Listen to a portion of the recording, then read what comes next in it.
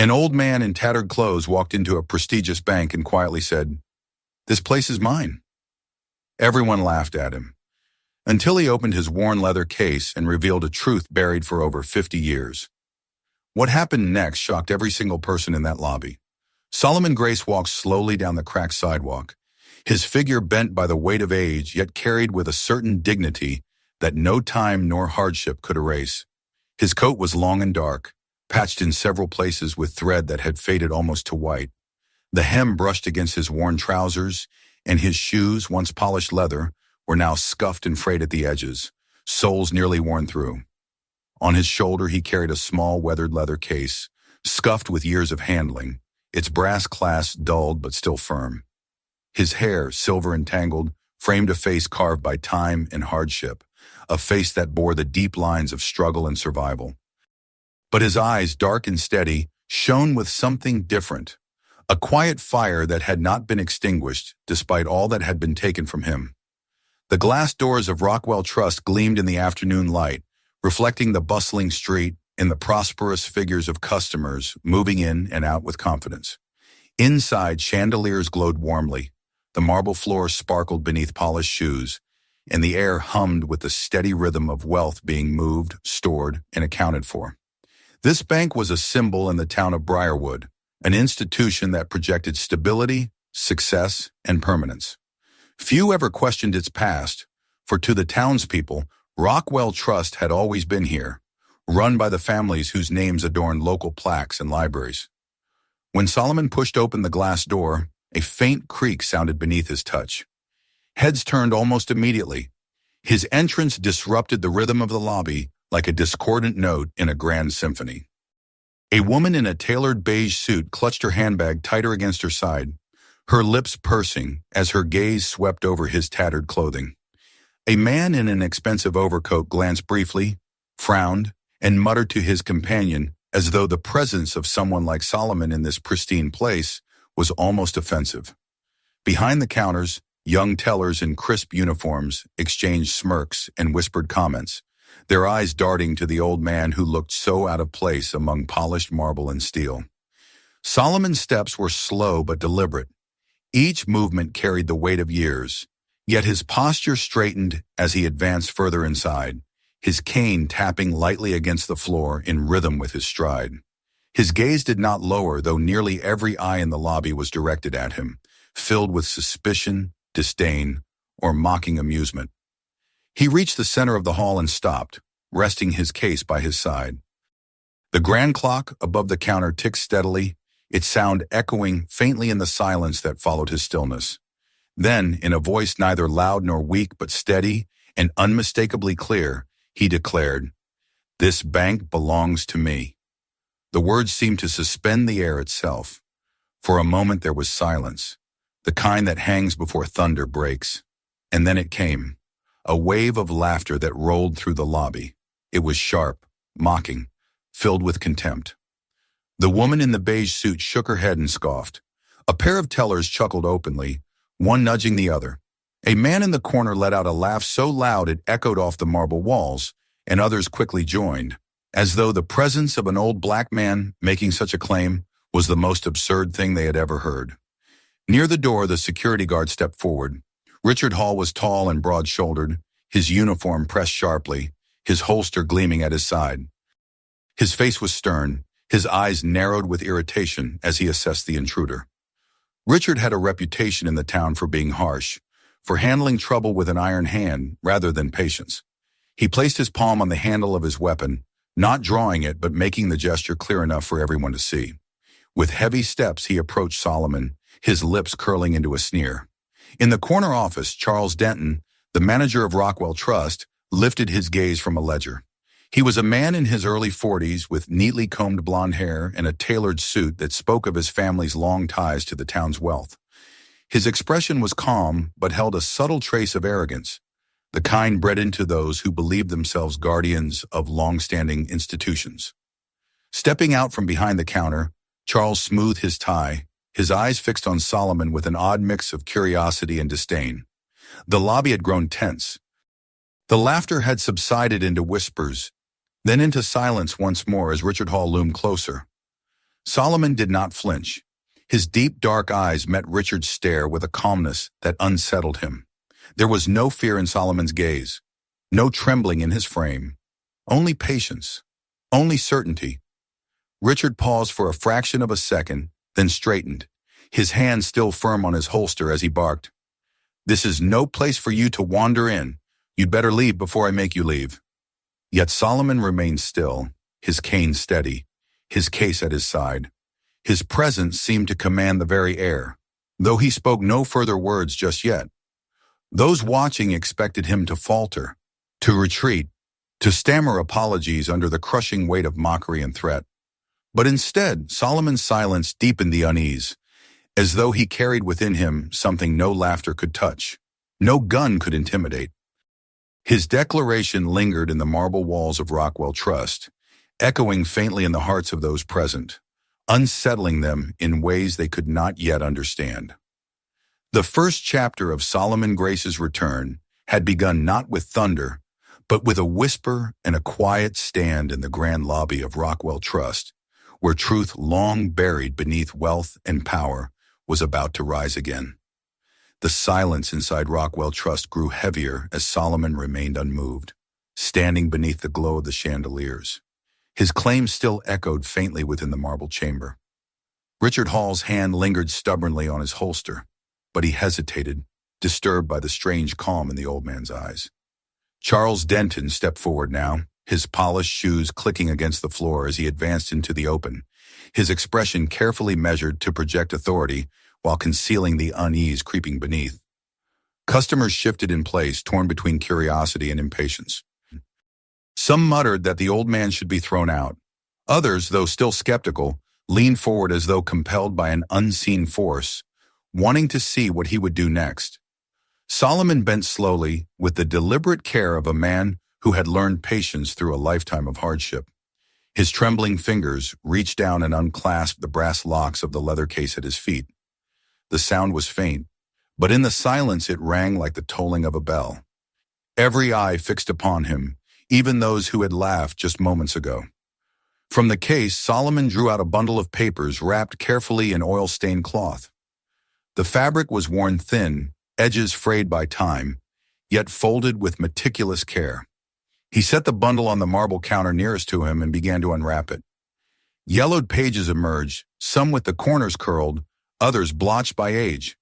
At the top of the first sheet, faded but still legible, were the words Rockwell Trust, Articles of Incorporation, 1951.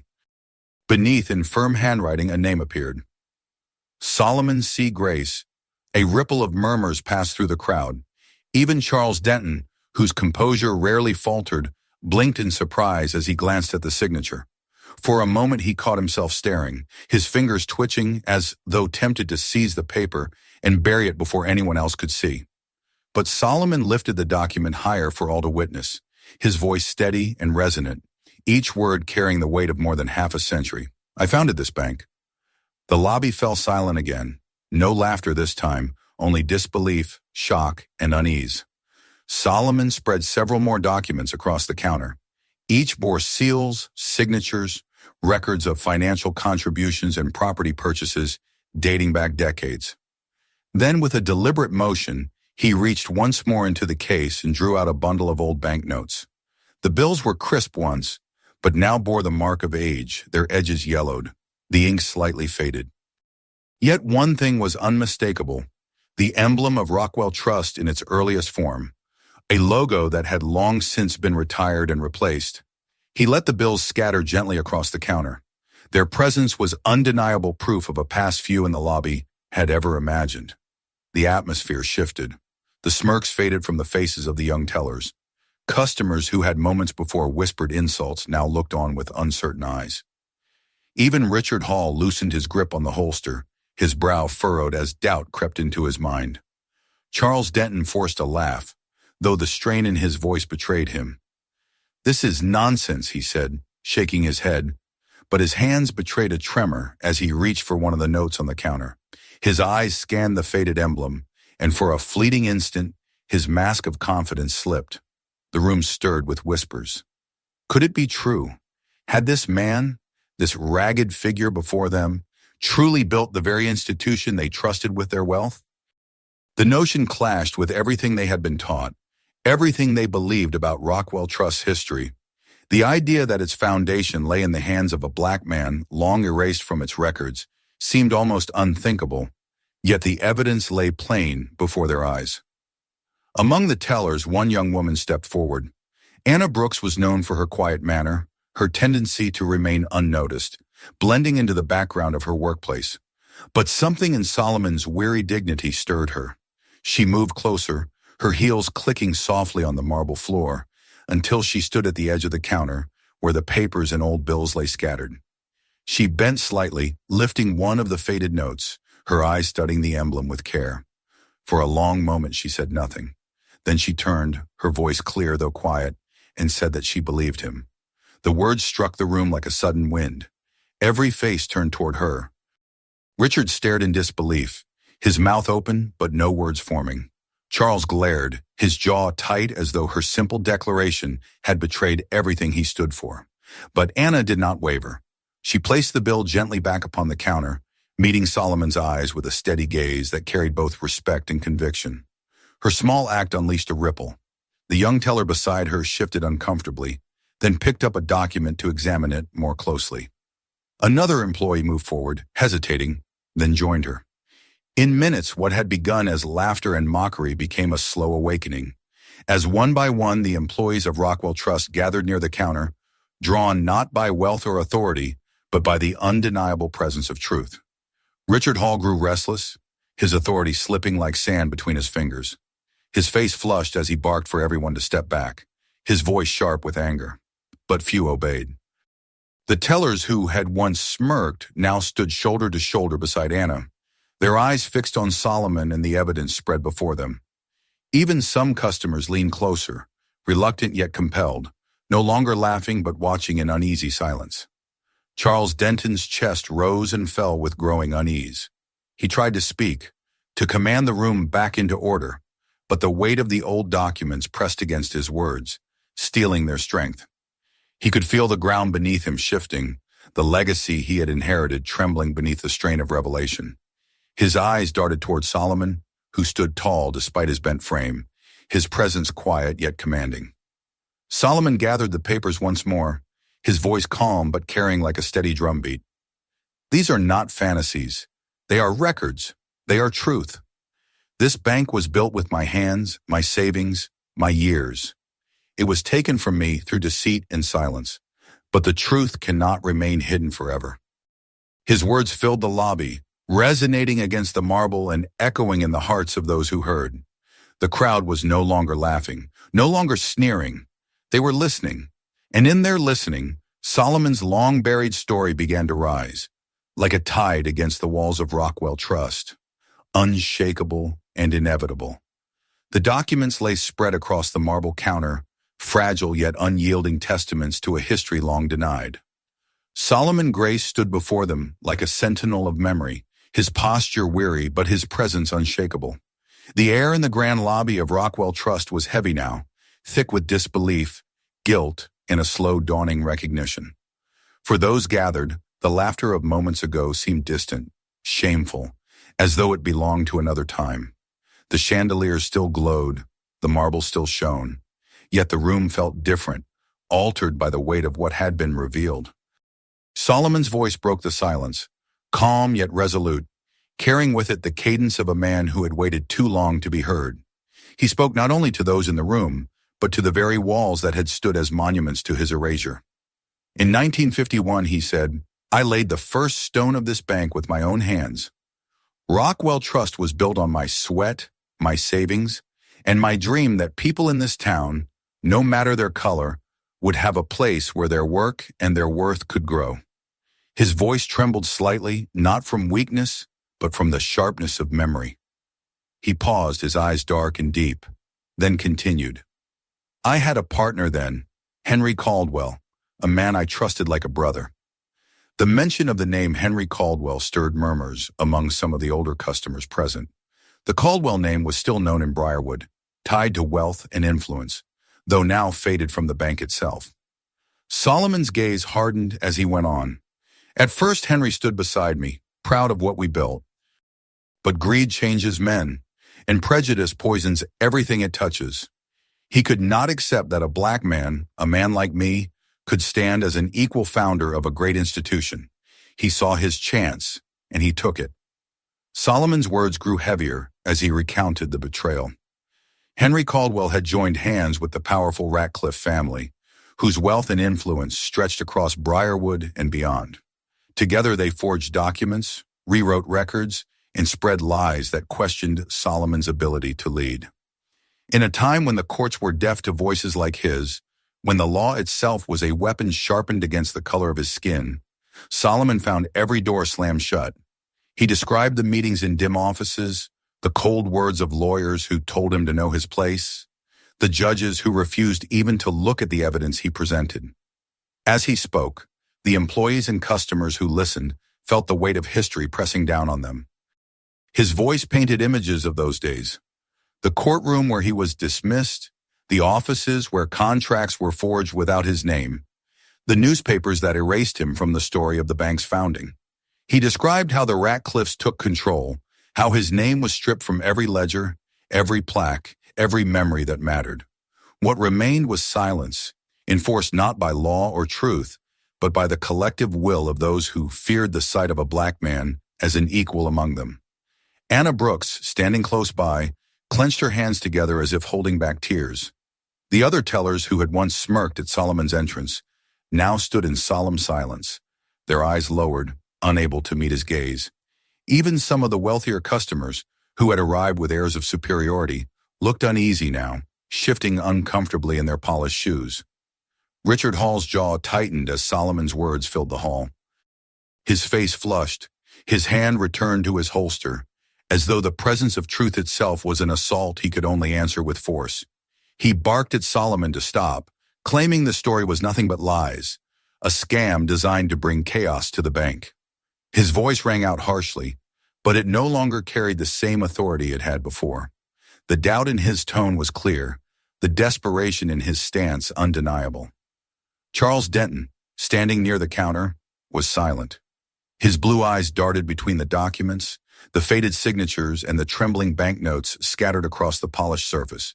He felt his world tilting beneath him.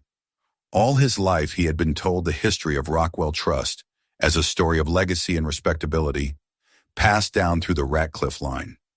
Yet the proof lay before him, and in his heart he knew what he was seeing could not be denied. A battle waged within him, between the safety of silence and the call of conscience. He imagined the wrath of the Ratcliffe family if he acknowledged this truth, their power crushing not only his career, but perhaps his very life. And yet he also imagined living forever with the knowledge that he had buried the truth and failed to stand for justice. Richard's voice grew sharper, more unhinged, as though he could sense Charles wavering. He drew his weapon from its holster, the metal gleaming cold beneath the chandelier light. Gasps filled the lobby as customers backed away, some rushing toward the doors, others frozen in place. The weapon shook slightly in Richard's grip, his eyes blazing with fury and panic. He aimed it toward Solomon, his shout trembling as he demanded the old man leave at once. But Solomon did not move. His cane rested lightly against the floor, his weathered hands remained steady. He fixed his gaze on Richard with an expression not of fear, but of compassion, as though he saw in the younger man the same sickness of pride and prejudice that had long destroyed his own life. His calmness was disarming, unsettling, making Richard's hand tremble more. It was in this moment that Charles Denton stepped forward. His heart pounded against his ribs, his throat dry, but he knew he could no longer stand on the edge of this conflict. His polished shoes clicked loudly as he moved between Richard and Solomon, his body now the barrier. His voice shook at first, but he forced it into strength as he ordered Richard to lower the gun. The room held its breath. The employees stared in shock at their manager, the man they had known for his cold professionalism, now standing in open defiance of his own guard. Richard's eyes widened with disbelief and rage, his authority unraveling as his superior challenged him before all. His grip tightened on the weapon, his whole body trembling with the struggle between obedience and pride. Charles repeated himself, his voice louder now, resonating through the marble chamber. He would not allow violence in this place, not against a man who had brought evidence that deserved to be heard. The confrontation stretched long and tense, the silence sharp as glass. Richard's arm shook, his eyes darted to the crowd, to the employees, to the calm figure of Solomon and the unyielding stance of Charles. Finally, with a growl of frustration, he lowered the gun, sliding it back into the holster with a snap that echoed in the chamber. His face burned with humiliation and fury, but he stepped back, defeated not by force but by the weight of truth and the courage of another man. Solomon remained still, his dark eyes steady as he looked at Charles. For a moment the room seemed suspended in silence once more, a silence not of mockery but of awe. The old man who had been dismissed as a vagabond had stood firm against threats and violence, and in doing so had revealed the cracks in the very foundation of Rockwell Trust. The battle was not over, but the balance had shifted, and in that moment, everyone present understood that history could not remain hidden forever. The marble lobby of Rockwell Trust still quivered from the tension that had nearly erupted into disaster. Customers whispered nervously, some clutching their coats as if they had narrowly escaped calamity. Others rooted to the spot with faces pale and stunned. The employees gathered near the counter remained silent but resolute, their earlier mockery fully replaced with the gravity of what they had just witnessed. The gun had been lowered, but the weight of the moment still pressed on every heart present. Solomon Grace stood in the center of it all, calm as stone, his cane steady, his documents and faded banknotes laid out like relics testifying to a truth too long denied. Richard Hall retreated to a corner of the lobby, his fists clenched tightly at his sides, his eyes flashing with anger that could find no outlet. He had built his sense of authority on the idea of order, obedience, and control. Now he stood humiliated, his authority stripped not by force but by the resilience of an old man and the courage of his own superior. He glared at Charles Denton, his voice low and bitter as he muttered that this was madness, that siding with Solomon would ruin them all. Yet his words carried no weight anymore, not after he had brandished his weapon and failed to silence the truth. Charles, though his face was pale and his hands still trembled faintly, no longer hesitated. He turned back toward the counter where the documents lay, picking up one page after another, studying each line, each faded signature. His chest rose and fell with the awareness of the decision he had already made. When he lifted his eyes, he no longer carried the cold mask of a man hiding behind duty. Instead, there was something raw and vulnerable, but also resolute. He looked at Solomon and gave a slight nod, a silent acknowledgement of the truth that had been thrust into the open. The employees, one by one, began to move closer. Anna Brooks was the first. She picked up one of the scattered banknotes, the faded emblem of Rockwell Trust still visible, and gently placed it back on the counter beside Solomon's papers. It was a small gesture, but it spoke louder than words. Her colleagues followed, each bending to retrieve a document or a note, laying them carefully before the old man in what had become an unspoken act of solidarity. No speeches were made, but in their movements was the echo of a collective choice. Solomon's eyes glistened, the fire of resolve tempered now by the quiet swell of emotion. For more than half a century, he had carried these papers like a burden, dragging them through courts, through offices, through doorways that always slammed shut in his face. Each time he had been told to let it go, that no one would ever listen, that justice was beyond his reach.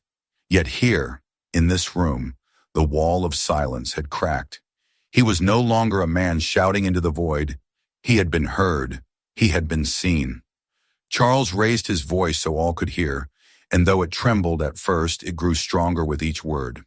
He declared that the documents were authentic, that the signatures were real, and that the bank could no longer deny what stood before them. He admitted that the history of Rockwell Trust had been built upon lies and erasures, and that this day marked the beginning of a reckoning.